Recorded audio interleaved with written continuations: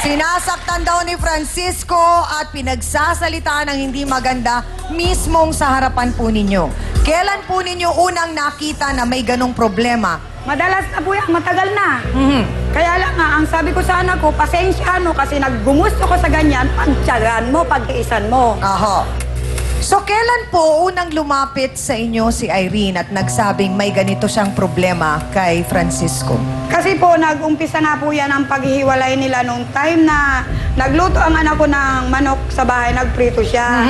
Nandun po kayo? Nandun ako. Ngayon po, ang ginawa niya, isinalin nga po niya yung mantika, binigay sa kanya. Siyempre, alam niya na galing ng kalan yun, alam niya na mainit. Pero maliit lang na bagay yun para ikagalit niya ng ganun, para mura-murahin niya ang anak ko sa harap naming mag-asawa at harap ng mga kapatid niya. So talagang pakiramdam po ni Irene, napahiya po talaga ang siya. ginawa po niya, umuwi. Ang sabi pa ng mga manugang ko, galit yun Papa si Toyo kasi umuwi. Aba, narinig ko nagtatalo na sila. Ako talagang sanay ako, basta nagtatalo sila, kung maaari lang, agapan ko ang pag-aaway nila.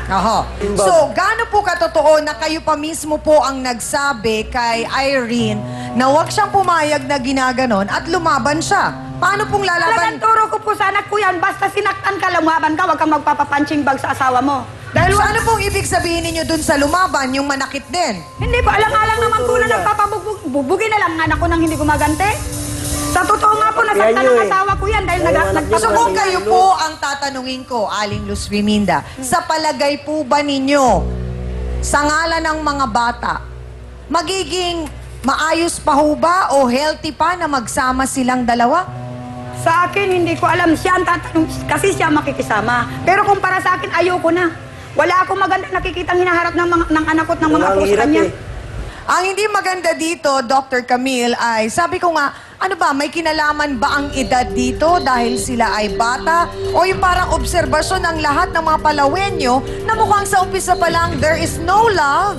Kaya automatic, walang respeto. Kaya parang ganun lang kung tratuhin nila ang isa't isa. Parang nagkataon lang na magkasama tayo, pero ganun sila magtratuhan.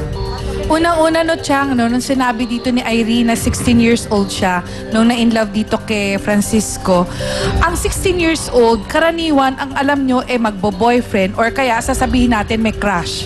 So, hindi kayo mag-iisip na kayo ay magkakaroon ng relasyon na matutungo na mag-aasawa kayo kaagad. Unang-una at 16, dun pa lang nabubuo ang personalidad ng isang tao. So, once na nabubuo ko, ano yung nakikita mo experience, parang yun lang siguro yung wala kang ibang choice na iisipin kasi hindi nadapa ako sa ganito, kailangan ayusin ko na lang sa ganito. Hindi mo iisipin na meron pang pagkakataon na hindi pala dapat ako nag-asawa, kung di dapat inayos ko muna yung sarili ko, nagtrabaho ako, nag-isip ako na magkaroon ako ng ambisyon bago ako magplano ng pamilya. At ang nakakalungkot dito, Dr. Camille, meron nang nangyayaring parang nadamay na pati yung pamilya ni Irene kasi syempre, pag nagsumbong siya sa nanay niya, magre-react ang nanay niya. Si Francisco, ganun din. Pag nagkwento siya sa mga kapatid niya, sa magulang niya, syempre, meron din silang reaksyon bilang kapatid niya. Dapat silang dalawa lang ang nag-aayos bilang mag-asawa. Totoo yun, Chang. Nataon lang kasi na dito sa atin, ang alam natin, yung tinatawag nating battered wife syndrome. Pero ang sa iba po kasi, ang tinatawag po yung battered spouses. Ibig sabihin, pareha silang nagbubugbugan. Ano sila nabubuhay sila na ganun yung pamamaraan nila para sabihin na galit ako sa'yo. Tapos marirealize nila na, ay, wag mong pakukulong yan, wag niyong pakukulong yan, dahil kasi Tama yan ang anak ko. At saka ako naman may kasalanan, kaya wag niyo sasabihin na na hindi na siya yung may kasalanan. Hindi po ako.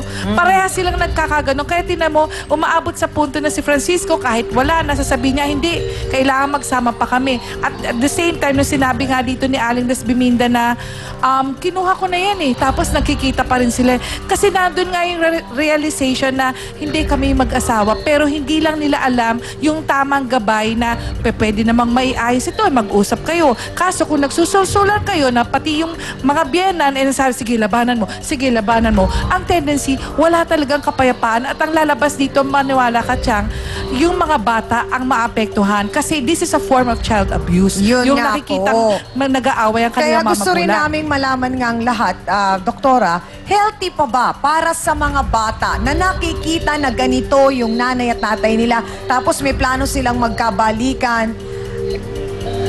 Paano ang mga bata?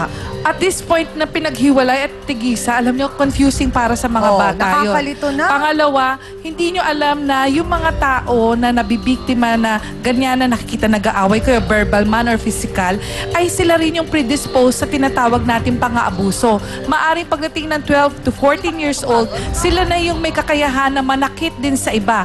Maaring mag-umpisa na kala mo yung paastig na nagbubuli ng mga kapwa nila. And eventually, pwede nilang gawin sa kanilang magiging future na karelasyon. Salamat po, Dr. Camille. Mga kasawsawan, ultimong siyang inaraw ni Francisco ay hindi rin nakatikim ng paggalang kay Irene. Kaya naman ayaw niya rin daw kay Irene para sa anak. O ano naman ang reklamo ninyo kay Irene? Pakisagot po sa amin, Aling Zenaida Rivera. Pasok!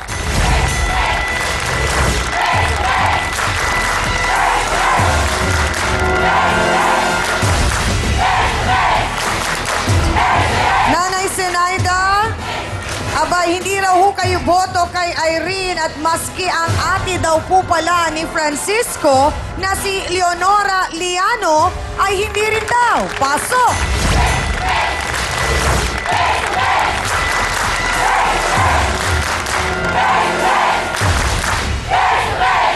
Nanay Zenaida, diretsa ang tanong, bakit hindi po kayo boto kay Irene para kay Francisco? Kasi nakikita ko naman po ang sitwasyon ng buhay nila. Apo. Pero wala po akong karapatan na tumanggi dahil gusto ng anak ko. Silang magsasama, hindi kami. Ang kaso, hindi ko lang nagkaanuhan sila, ang timano, nakatakbo ka agad siya sa loob ng bahay. Bakit po ngayon ang nagsasagutan si Leonora at si Aling Luz Biminda? Wala ka bang galang din naman kay Aling Luz Biminda bilang matanda at nanay ni Irene?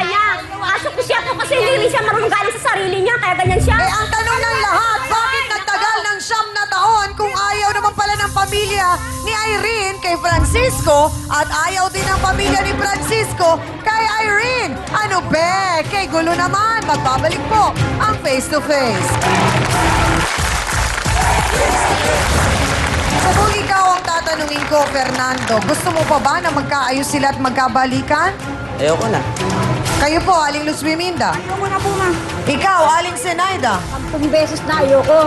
Kayo, Aling Leonora. Ay, ayoko na rin talaga.